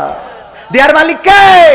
যদি আল্লাহর পরে আস্থা থাকে, যদি আল্লাহর পরে বিশ্বাস থাকে, যদি আল্লাহর পরে তাওয়াক্কুল করেন, নফসে মুতমাইন্না, যদি আপনি সিদ্ধান্ত আল্লাহর সিদ্ধান্তে অটল থাকেন। ইব্রাহিম আলাইহিস সালাম আল্লাহর সিদ্ধান্তে অটল ছিলেন। আল্লাহ বললেন, ইয়া নারু কুনি বারদাও ওয়া সালামান আলা ইব্রাহিম। ওগো আগুন, তুমি আমার ইব্রাহিমের জন্য ঠান্ডা আরামদায়ক হয়ে যাও। এমনি ভাবে যুগে যুগে শুধু নবী পয়গম্বরদের নয়, আল্লাহর নবী আমাদের প্রিয় নবী মুহাম্মদ সাল্লাল্লাহু আলাইহি সাল্লাম হিজরতের রাতে যখন যাচ্ছেন, তখন আশ্রয় নিয়েছিলেন সাওর নামক একটা গুহা, যেই গুহার নাম হলো গারে সূরা, আরবিতে বলে গারে হেরা, সওর পর্বতের গুহা। আর কুরআন নাজিল হয়েছে কোথায় বলেন? গারে হীরা, হেরা গুহায় গারে হীরা বলে। ওইটা হলো হেরা গুহা। যারা উঠেছেন তারা জানেন এখন উঠাটা সহজ, ওদিকেও যাব না। আল্লাহর নবী এমন একটা গুহায় আশ্রয় নিয়েছেন আবু বকর রাদিয়াল্লাহু তাআলা আনহুর সাথে। আর বিশ্ব নবী সাল্লাল্লাহু আলাইহি সাল্লাম ওই গুহার মধ্যে যখন আশ্রয় নিয়েছে, পায়ের দাগ দেখে একজন কাফের চিনতে পারতো। ওই পায়ের দাগ দেখে হাঁটতে হাঁটতে হাঁটতে হাঁটতে পৌঁছে গেল ওই গারে সাওরের ওই জায়গায়, সাওর পর্বতের গুহার ওখানে পৌঁছে যাওয়ার পরে তারা কথোপকথন করছে, পায়ের দাগ তো এখানেই শেষ হয়েছে, নিশ্চয় এই গুহার মধ্যে আশ্রয় নিতে পারে। আবু বকর রাদিয়াল্লাহু তাআলা আনহু বললেন, ওগো নবী, আর কোন রাস্তা খালি রইল না, আর কোন রাস্তা বাকি রইল না। আল্লাহর নবী বললেন, আবু বকর কেন এমন কথা বললে? আবু বকর রাদিয়াল্লাহু তাআলা আনহু বললেন, ওগো নবী, উপরের দিকে একটু তাকিয়ে দেখেন, কতগুলো কাফের, ওরা সংখ্যায় বেশি, ওরা এই জায়গা পর্যন্ত চলে এসেছে, এখন নিচের দিকে তাকাইলেই আমাদের দেখে ফেলবে। আমরা তো সংখ্যায় মাত্র 2 জন, আর ওরা সংখ্যায় অধিক, আমাদের আর বাঁচার কোনো রাস্তা রইল না। আল্লাহর নবী প্রশান্ত আত্মা জবাব দিলেন সুন্দর করে, ও আবু বকর, তুমি তো গুনতে জানো না, তুমি যেটা গুনেছো সেটা ভুল। আমরা 2 জন নয়, আমরা যেখানে আশ্রয় নিয়েছি 2 জন নয়, আমাদের সাথে তৃতীয়তম আর একজন আছেন, তিনি হলেন তোমার আমার স্রষ্টা মহানের রব আল্লাহ। তিনি রয়েছেন আমাদের সাথে, তোমার গোনা হয় নাই। যেই রব চাইলে ওরা আমাদেরকে দেখবে না। আল্লাহ রাব্বুল আলামিন কাফেরদের এমন মানসিকতা তৈরি করে দিলেন, ওরা নিচের দিকে তাকালো না, নিজেরা বলা বলি করলো, যদি এখানে মুহাম্মদ সাল্লাল্লাহু আলাইহি সাল্লাম আসতেন তাইলে এই মাকড়সার জালটা তো থাকতো না, কবুতর এখানে বাসা তো বাঁধতো না, বাসা বুনতো না, এই জায়গায় সে থাকতে পারে না, চলো ফিরে যায়। ওরা নিজেরা কথা বলে আবার নিজেদের রাস্তায় চলে এসেছেন। এই মন মানসিকতা তৈরি করে দিয়েছিলেন কি? সে আল্লাহর প্রতি পরে আস্থা রাখা যাবে? আমরা মনে করি মসজিদে যদি টাকা দিই তাইলে মনে হয় অভাব শুরু হয়ে যাবে। এরকম মানুষ আছে না নাই? মসজিদে যে দান করতে চায় না, জুমার দিন আসে সবচেয়ে ছিঁড়া ফাটা নোট, যেই নোটটা আর ফকিরেও নেবে না, সেই নোটটা মসজিদে দান বাক্সে দেওয়ার মতো আল্লাহর বান্দা আছে না নাই? এখনো মসজিদের বাক্স ঝাঁকাইলে খটাং খটাং খটাং খটাং শব্দ হয়, তার মানে এখনো কয়েনগুলো মসজিদে আসে না। 2 টাকার নোট এখন ফকিরেও নেয় না। ফকিরে নিবে কি? ঢাকায় যেই দেখলাম, ওরে বাবা, কোন ফকির এখন মুখ দেও ভিক্ষা করে না, সবাই ওই ব্লুটুথ মাইক্রোফোন কিনে নিয়ে সার সিয়ারে বাঁশারে, স্যাররা এখন ভিক্ষে করে, তাও চেয়ারে বসে। আমি কলাম, আল্লাহ, আমরা হাইটি বাড়াই আর ওরা বসে বসে ভিক্ষে করে, কি আরাম আছে না নাই? আমি প্রায়ই বলি, আমার গেটের সামনে, আপনাদের এলাকায় আসে ওই ফকির, ভ্যানে করে এক ফকির শুয়ে থাকে, মাইক বাজে, সামনেটা আসে না আপনাদের এলাকায়? হ্যাঁ, ওই অফিসার আসলো, আমি গেট খুলি, আমার আবার ফকির দেখলেই কেন জানি একটু রাগ হয়, কারণ রাসূল সাল্লাল্লাহু আলাইহি ওয়াসাল্লাম ফকিরদেরকে কাজের জন্য উৎসাহ দিয়েছেন। এছাড়াও আল্লাহ রাব্বুল আলামিনের কাছে 2টা অপছন্দের হালাল, 2টা হালাল কিন্তু অপছন্দের, ঘৃণার। 1 নম্বর হলো তালাক, আর 2 নম্বর হলো ভিক্ষাবৃত্তি। এই 2টা কাজ আল্লাহর কাছে অপছন্দের, তবে হালাল। তো আমি অফিসারকে বললাম, ভিক্ষা নিতে যে গামলা ধরিছে, ফকির তো ভ্যানে শোয়া, আমি বললাম যে আপনি এই যে ভ্যানে করি ফকিরের ভিক্ষা নিতে আইছেন, এটা না করি আপনি ভ্যান চালাই তো ফকির চালাতে পারেন। তো বলছে, হুজুর আপনি বুঝতে পারেননি। কেন? তা বলছে, আমি ফকির নিয়ে আসিনি, ফকির আমার এনেছে। কেন? তা বলছে, আমি ফকিরের ড্রাইভার। ফকিরের কি ভার? ড্রাইভার। কেমনে কি? বলছে, ফকির আমার বেতন দেয়। বলছে, ভ্যান, ওই যে মাইক, এই যে গামলা সব ফকিরি, ও আমার কাড়ি নিলে আমার চাকরি শেষ। ও তো ফকির না, ও মালিক। আল্লাহ, ও বস। আরবি ভাষায় কফিল, হ্যাঁ, আরবি ভাষায় কি? কাতারে বলে মুদির, আর সৌদি আরবে, এই দূর সিঙ্গাপুর, মালয়েশিয়ায় বলে বস। ও নিয়ে আসে, বলছে আমার মাসে মাসে বেতন দেয়, তাই আমি এই নিয়ে আসি, এই যে গামলা ধরি, এই করি বেড়াইতে হয়। তাই আমি বলছি, মাইক লাগানো কেন, একটু মুখী করতে? বলছে, অত কষ্ট করি পারে কিনা। আমি শুয়ে রিস খান বলছে বসে থেকে পারা যায় অত, এজন্য আরামসে ঘুম দিচ্ছে, দায়িত্ব সবের। ওগো আমার ভাইয়েরা, এই ফকির, আল্লাহ রাব্বুল আলামিন ফকিরকে ধনী করে দিতে পারে না, পারে না? এক ফকিরের সার্চ করে দেখা গেল 2-3-4 লাখ টাকা ওর বাস্তার মধ্যে, খাওয়ার সময় হয় নাই, মারা যাওয়ার সময় দেখা যায় কত ফকির মারা গেছে, ঘরে টাকা ভর্তি, বাস্তার পরে টাকা ভর্তি, ভিক্ষে করতে করতে মরে যায়, তাও টাকার নিশা ছাড়ে। এরকম মানুষ আমাদেরও আছে না নাই? যদি বলেন ভাই চলেন উমরাটা করে আসি, টাকা তো কম হয় নাই, হজটা করে আসি।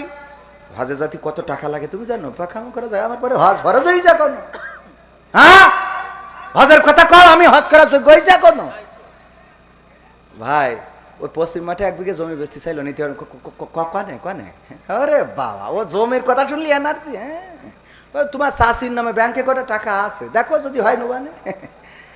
আরে শয়তান, আছে না নাই? 1,25,30,000 টাকা দিয়ে ওমরা করতে যাওয়ার সুযোগ হয় না, অথচ 4 লাখ টাকা বউ তালাকতে দিতে পারে। কথা কয় না? ও কি দেয় কি শেষ চাই যে চলি গেছো, যে আবার মামলা করে যে টাকাও লাগবে, চলি যাবে, টাকাও নিয়ে যাবে, আইন সবকের কি। এই জন্য আমার 50,000 টাকা চলি গেলেও অসুবিধা নেই, থাকলে এক রাতি ওয়াজ করলে হয়ে যায়। মনে করে যে মাঝে মাঝে অ্যাকশন নেবে, আমি কেউ অসুবিধে নেই, এক রায় কি। হ্যাঁ যাই হোক, ওগো আমার ভাইয়েরা, আলোচনায় আসি। আমি যেই কথা বলছিলাম, আল্লাহ রাব্বুল আলামিন আপনার জায়গাটা ফিরিয়ে দিবেন যদি বিশ্বাস থাকে। ইব্রাহিম আলাইহিস সালামকে দিয়েছেন, আইয়ুব আলাইহিস সালামকে দিয়েছেন, ইউনূস আলাইহিস সালামকে দিয়েছেন, নূহ আলাইহিস সালামকে দিয়েছেন, আদম আলাইহিস সালামকে দিয়েছেন, লূত আলাইহিস সালামকে দিয়েছেন, মুহাম্মদ সাল্লাল্লাহু আলাইহি সাল্লামকে দিয়েছেন। এমনি ভাবে শুধু নবী সাল্লাল্লাহু আলাইহি সাল্লাম নয়, এই জমিনে শাহজালাল, শাহ মাকদুম, তিতুমির, শরিয়াতুল্লাহ, মুন্সি মেহেরুল্লাহ, আর বর্তমান জামানায় আল্লাহর দ্বীনের পথে অনেকেই ফাঁসির কাস্টে ঝুলে গিয়েছেন। বলেন তাদের সম্মান বাড়িয়ে দিয়েছেন কি? বাড়িয়ে দিয়েছেন কে? এখন যেই দিকে যাই সেই দিকের গণজোয়ার আছে না নাই? কথা কয় না, আছে না নাই? যেটা শেষ করতে চাইলো সেইটাই আবার তারা কয় এখন আমাদের এইটা ছাড়া রাস্তা। ওবায়দুল কাদের থাকলি বলতো আমরা এখন এই পথেই চলবো, ঠিক না বেটে? বলতে এখন আর আমাদের খেলা হবে, এখন তোমরা খেলা করবে আমরা দেখবো। কথা কয় না, এখন খেলা হবে তোমাদের, আর আমরা হব দর্শক, গ্যালারিতে বসে থাকবো। আরে আল্লাহ রাব্বুল আলামিন এভাবেই তো বিজয় দান করে। ধৈর্যের দরকার আছে না নাই? ধৈর্য ধরলেন বিজয় দিয়ে দিচ্ছেন কি? এমনি ভাবে যদি অন্যরাও ধৈর্য ধরে বিজয় দিবেন কে? যদি অধৈর্য হন লাঞ্ছিত করবেন কে? আল্লাহ লাঞ্ছিত করেছেন ফিরাউনকে, নমরুদকে, হামানকে, আল্লাহ লাঞ্ছিত করেছেন আবু জাহেলকে, আবু সুফিয়ান, উতবা, সাইবা, মুগিরা, আবু লাহাব। এমনি ভাবে অসংখ্য কাফেরকে লাঞ্ছিত করেছেন।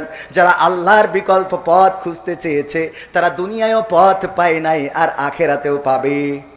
আর যারা আল্লাহর পথ খুঁজে নিবে দুনিয়ায় তারা সম্মানিত হবে, আর আখেরাতে তাদের মর্যাদা দিবেন কে? আল্লাহ ডাক দিয়ে বলবেন ইয়া আইয়ুহান নাফসুল মুতমাইন্নাহ ইরজিই ইলা রাব্বিকি রাদিয়াতাম মারদিয়া ফাদখুলি ফি ইবাদি ওয়াদখুলি জান্নাতি। ওগো আমার বান্দা, তুমি ফিরে আসো তোমার রবের কাছে, তুমি ফিরে আসো তোমার রবের কাছে সন্তুষ্ট চিত্তে এবং সন্তোষ ভাজন হয়ে, আর প্রবেশ দাখিল হয়ে যাও, আমার বান্দাদের কাতারে শামিল হয়ে যাও। আমার প্রিয় বান্দা যারা, প্রিয় বান্দা কারা? আল্লাহর নবী, আল্লাহর ওলি যারা ছিল, আল্লাহর ওলি কারা ছিল? শাহজালাল, শাহ মাকদুম আল্লাহর ওলি ছিলেন, মুন্সি মেহেরুল্লাহ, তিতুমির, বখতিয়ার, ইখতিয়ার, এমনি ভাবে আল্লাহর ওলি ছিলেন। আর আল্লাহর নবীদের নাম তো সবাই জানেন, তাদের কাতারে শামিল করে দিবেন কে? আর প্রবেশ করতে বলবেন জান্নাতে। এর থেকে বড় বিজয় কি মুমিনের আর হতে পারে? এই বিজয় চান কে? কে হাত দেখতে চাই? নারায়ে তাকবীর, লিল্লাহি তাকবীর। আল কোরআনের আলো, আল হাদিসের আলো, আমার নেতা তোমার নেতা, নারায়ে তাকবীর। আল্লাহ রাব্বুল আলামিন, আল্লাহর পরে যদি আস্থা থাকেন, বিশ্বাস যদি থাকে, আল্লাহ আপনার রাস্তা করে দিবেন। সেই আল্লাহর পরে বিশ্বাস রেখে দিনের পথে চলার দরকার আছে না নাই? কোরআনের পথে চলার দরকার আছে না নাই? সমাধান খুঁজে খুঁজে ক্লান্ত হয়েছো যারা, সমাধান যদি পেতে চাও সব পথ গিয়ে ভুলে কোরআন দেখো খুলে, সমাধান যদি নিতে চাও। সমস্যা যত সব দূর করে দিবে রব, সমস্যা যত সব দূর করে দিবে রব, যদি তুমি যাও চেয়ে যাও সমাধান। সমাধান খুঁজে খুঁজে ক্লান্ত হয়েছো যারা, সমাধান যদি পেতে চাও সব পথ গিয়ে ভুলে কোরআন দেখো খুলে, সমাধান যদি নিতে চাও। কোরআন ধরি না বলে, কোরআন পড়ি না বলে চারিদিকে হই লাঞ্ছিত, কোরআন জানি না বলে, কোরআন মানি না বলে সব অধিকার বঞ্চিত। কোরআন ধরি না বলে, কোরআন পড়ি না বলে চারিদিকে হই লাঞ্ছিত, কোরআন জানি না বলে, কোরআন মানি না বলে সব অধিকার বঞ্চিত। মরিচিকার পিছে না ঘুরে মিছে মিছে, মরিচিকার পিছে না ঘুরে মিছে মিছে, কোরআনটা খুলে দেখে নাও সমাধান। সমাধান খুঁজে খুঁজে ক্লান্ত হয়েছো যারা, সমাধান যদি পেতে চাও সব পথ গিয়ে ভুলে কোরআন দেখো খুলে, সমাধান যদি নিতে চাও। কোরআনেই খুঁজে পাবে সংসার নীতি, আর কি হবে রাষ্ট্রের নীতি। কোরআনের আইন চললে দেশে দূর হবে সব দুর্নীতি। কোরআনেই খুঁজে পাবে সংসার নীতি, আর কি হবে রাষ্ট্রের নীতি। কোরআনের আইন চললে দেশে দূর হবে সব দুর্নীতি। মানব রচিত মতে শান্তি খুঁজো না পথে, মানব রচিত মতে শান্তি খুঁজো না পথে, কোরআনটা খুলে দেখে নাও সমাধান। সমাধান খুঁজে খুঁজে ক্লান্ত হয়েছো যারা, সমাধান যদি পেতে চাও সব পথে গিয়ে ভুলে কোরআন দেখো খুলে, সমাধান যদি নিতে চাও। কোরআনের সমাধান আছে না নাই? সব সমস্যার সমাধান। বস এই হইলো আমার সাহসী ঘটনা। জীবনে বাগের ল্যাস কেটে আনা সুন্দরবনের বলছে যে তা মাথা বাদ দিয়ে বলছে মাথায় এক সপ্তাহ আগে কিটা কেটে নিয়ে গে, মাথায় এক সপ্তাহ আগে কিটা কেটে নিয়ে গেছে, তাই ও আস্তে আস্তে কইছে এই ল্যাস কেটে নি। ওর জীবনের সাহসী ঘটনা যে বাগের ল্যাস কেটে নিয়ে। চিন্তা করা যায় আমাদের অবস্থা হইলে এইটা। আল্লাহর তাকবীরটা বড় করে দিতে বলেছে আর আপনি তত আসতে দিচ্ছেন লিল্লাহি তাকবীর।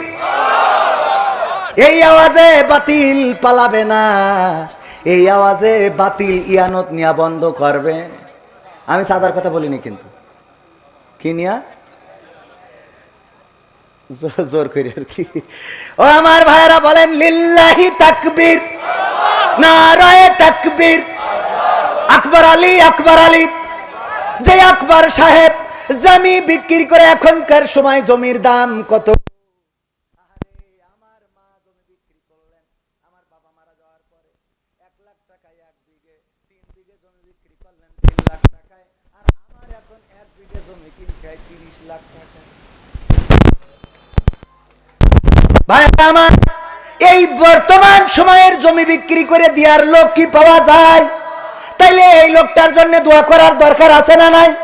আল্লাহ তুমি যে নামটা তার পিতামাতা রেখেছিল আকবর আলী, ওগো আল্লাহ তুমি তারে বড় করে রেখো দুনিয়ার জমিন এবং আখেরাতে জান্নাতেও তুমি তারে বড় জায়গাটা দান করে দিও। বলেন আমিন। টাকা দিয়েছেন কয় লাখ? জোরে বলেন কয় লাখ? সবাই বলেন কয় লাখ? জোর হলো না, আরো জোরে কয় লাখ? 2 লাখ টাকা দিয়েছেন। আর সভাপতি আমার পাশে বসা, আমি তো এখনো গুনতেই পারলাম না, টাকার অঙ্ক দেখে মনে হচ্ছে 5,000 টাকা। হ্যাঁ হুজুরটা নিয়ে নিয়ে অভ্যাস হয়ে গেছে তো, ও ধরি বলতে পারি কম আছে না বেশি আছে? 5,000 টাকা। লিল্লাহি তাকবীর। নাম কি শুনে? মশিয়ার রহমান। মেটি পাড়ায় বাড়ি, বিদেশে থাকে। কোন দেশে? ইটালি। ইটালি থাকে। এই যে দেশে টালি দিয়ে বানাইনো মনে হয়। আরে আগে বিদেশ মনে করতাম, বিদেশ মানে সব বিদেশ, কিন্তু ইন্ডিয়ায় গেলি আমরা বলতাম ওটা বিদেশ না, ইন্ডিয়ায় গেছ। এই কথা কয় না? ইন্ডিয়াও বিদেশ না, বিদেশ না, কিন্তু কেউ বলে না যে বিদেশ না, ইসকা ইন্ডিয়ায় গে। এই কেন ইন্ডিয়াও বিদেশ? যে ইন্ডিয়ায় যাবে ওরও কবেন বিদেশে আছে। কি পাগল আমরা! ইন্ডিয়া বিদেশ না। কিটা? আতিকুলির মা 5,000। ওরে খুদা, এত টাকা! এ আমার আজ ভাল লাগছে। নারায়ে তাকবীর। 2 লাখ দিয়ে শুরু। সভাপতি আপনি 5,000 টাকা দিয়েছেন, আর সভাপতি হিসেবে আর 5টা ব্যাগ সিমেন্ট দেন। আল্লাহ কবুল করুক, আলহামদুলিল্লাহ। নারায়ে তাকবীর। কয় ব্যাগ মাদ্রাসা বানানোর জন্য সিমেন্টের দরকার আছে না নাই? মিছিলের জন্য প্রস্তুতি নেন, লাগা মিছিলের প্রস্তুতি দরকার আছে না নাই? এই জন্য আগামী দিনের জন্য প্রস্তুতি নেন।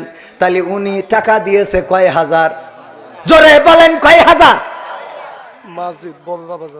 আমি তো নাম বলি পারিনি। আমার সভাপতি ইসরাফিল সাহেব 5,000, আর ইটালি থাকে মশিয়ার মামা দিয়েছে 5,000, আর কার মা দিয়েছে? কার মা?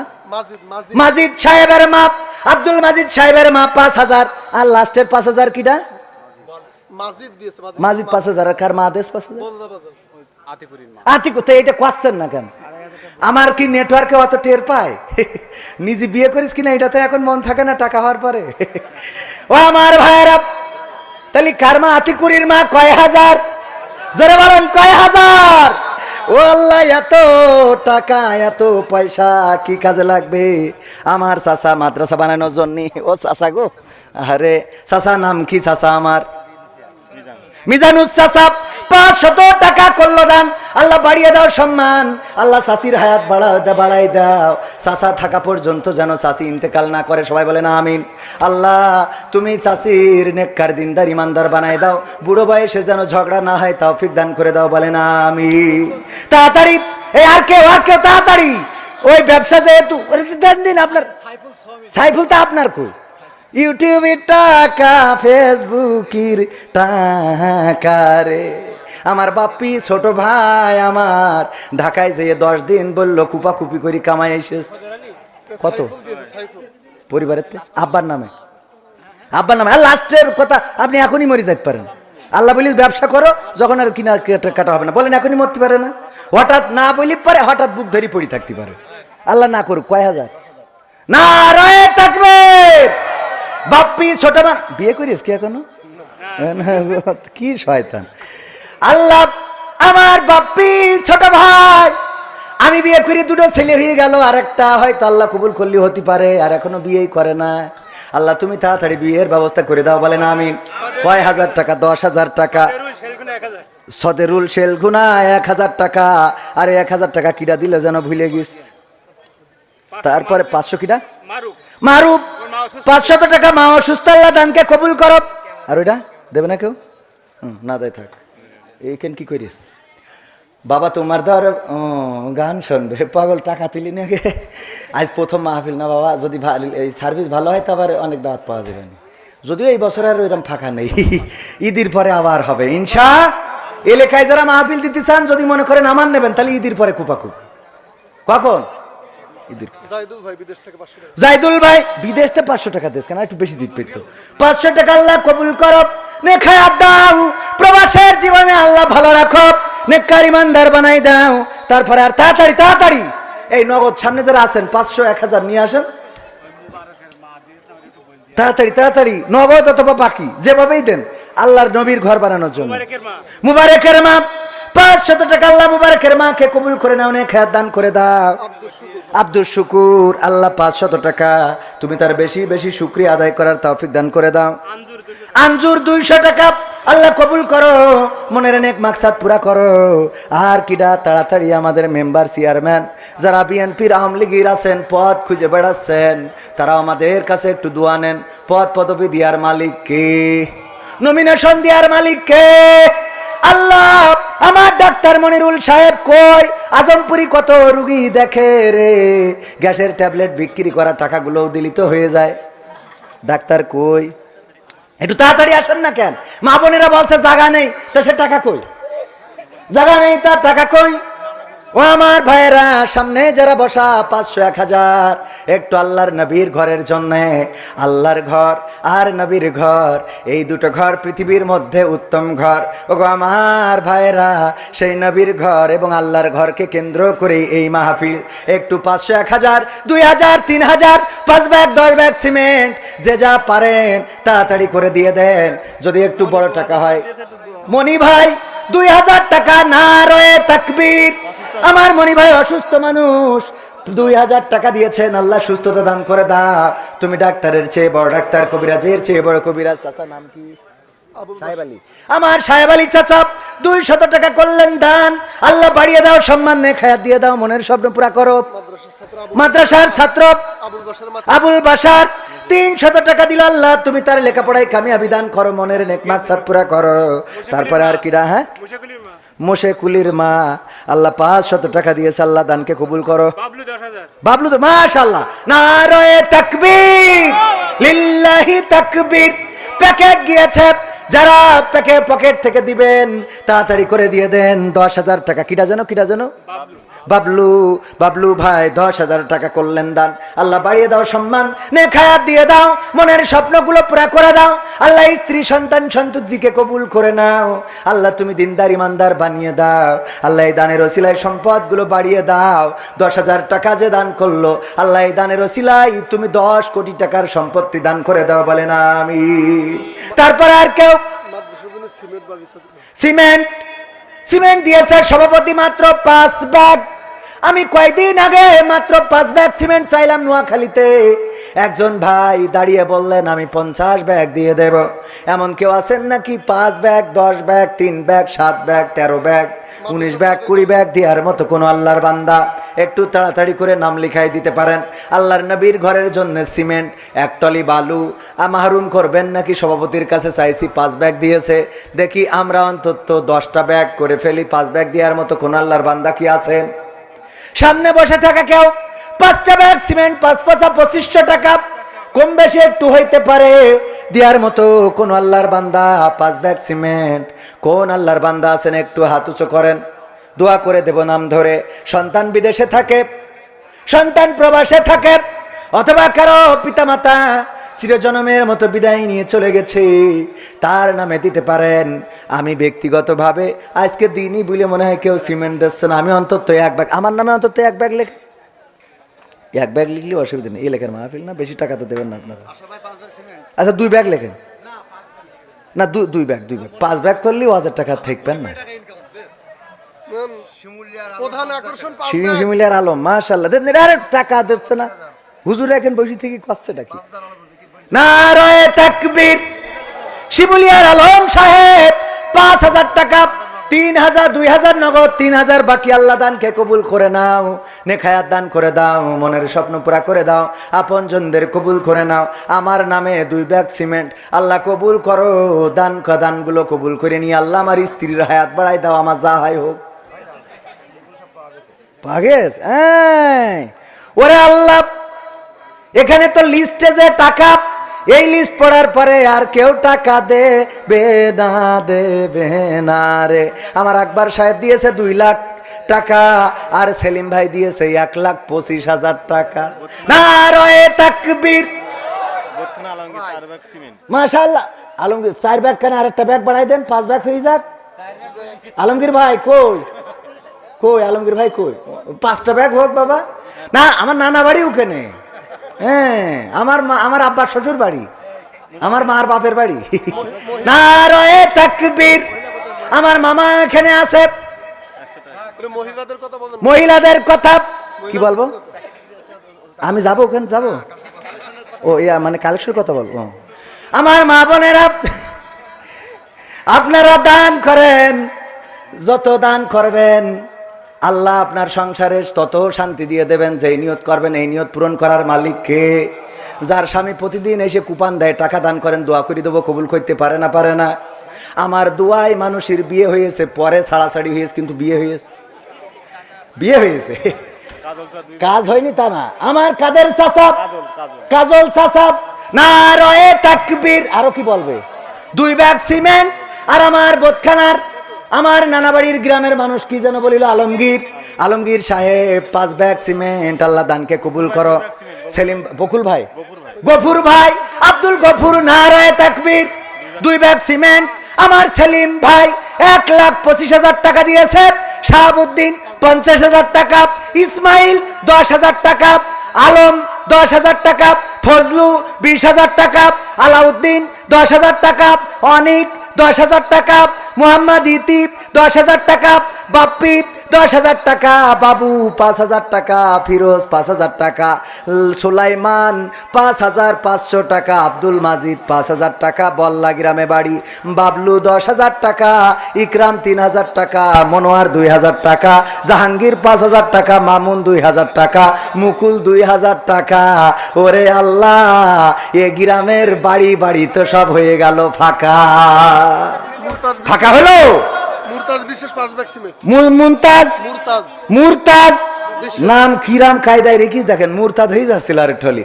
মুরতাজ কিতাজ, মুরতাজ বিশ্বাস, বিশ্বাস কয় ব্যাগ বলেন, একটু বলেন, গলা খরচ করেন, কয় ব্যাগ? 5 ব্যাগ। আরো জোরে কয় ব্যাগ? এইয়া 5 ব্যাগ সিমেন্ট দিতে আছে। আল্লাহ দানকে কবুল করে নাও, নেখায়াত দান করে দাও। আল্লাহ তুমি মুরতাজ সাহেবের এই সিমেন্টের দানের ওসিলায় আপনজন দাদা দাদি নানা নানি যারা কবরে, কবরগুলো জান্নাতের বাগান বানায় দাও। এই প্রথম একজন মা বোনীদের আগে একজন 5,000 টাকা দিছিল একজনের মা, আর একজন সীমা খাতুন 5,500 টাকা দান করেছে। আল্লাহ দানকে কবুল করে নাও, নেখায়াত দান করে দাও। আল্লাহ সংসারে অশান্তি থাকলে দূর করে দাও। আল্লাহ স্বামী সন্তানকে কবুল করে নাও, যদি না থাকে আল্লাহ তুমি দান করে দাও। আর একজন মহিলা 100 টাকা দিয়েছে, আল্লাহ দানকে কবুল করো। Shakirul 5 bag cement. শাকিলুর, শাকিরুল শাকিরুল, নারায়ে তাকবীর, লিল্লাহি তাকবীর। আমি চাই, দিচ্ছেন আপনারা, মন তৈরি করে দিয়েছেন কে? আল্লাহ। এই মন যাদের তৈরি করে নাই, লাখ লাখ টাকা থাকলেও আল্লাহ যার টাকা দিবে না তার দেয়ার ভাগ্য হবে। আমি অনেক মাহফিলে গেলে দেখি ফকির ন্যাংড়াতে ন্যাংড়াতে আসে, এসে ভিক্ষে করা সারা দিনের টাকা দান করে দিয়ে যায়। আমার এখানে যারা ক্যামেরাম্যান আছে সাক্ষী, বলেন ঠিক না বে ঠিক? ক্যামেরাম্যানরা সাক্ষী, এরকম আছে না? ফকির ন্যাংড়াতে ন্যাংড়াতে এসে টাকা দিয়ে দেয় সারাদিন, আমার ক্যামেরাম্যানরা জানেন। ফকির সারাদিন কষ্ট করে রোদে পুড়ে, ন্যাংরা, চলতে পারে না, কথা ভালো করে বলতে পারে না, এসে বুঝ দিও কষ্ট হয়ে যায়, মায়ের জন্য দোয়া চায়। এমন মানুষগুলো দান করে, আর সুস্থ যে মানুষটার দান করার মানসিকতা দেয় নাই, মনে রাখবেন আল্লাহ আপনার দানটা নিতে চায়। কথা কয় না, শুধু দিতে পারেন না তা না, আল্লাহ না নিলে আপনার দেয়ার ভাগ্য হবে। কথা কয় না। আপনি যেদিন দিতে চাইবেন, মনে করবেন আজকে টাকা দেবো, ওই দিন ঠ্যাং ভেঙে যাবে। হাসপাতালে বলবেন দিতে তো চাইলাম, আল্লাহ ঠ্যাং ভেঙে আমার হাসপাতালে এনেছে, তার মানে হলো আল্লাহ তোর টাকা কবুল করে। কয় যেই মাসে দিতে চালাম ওই মাসে আল্লাহ গরু মেরি দেশ। এরম হয় না, হয় না? যেই মাসে মনে করলাম মসজিদে আমি 5,000 টাকা দেবো, ওই মাসে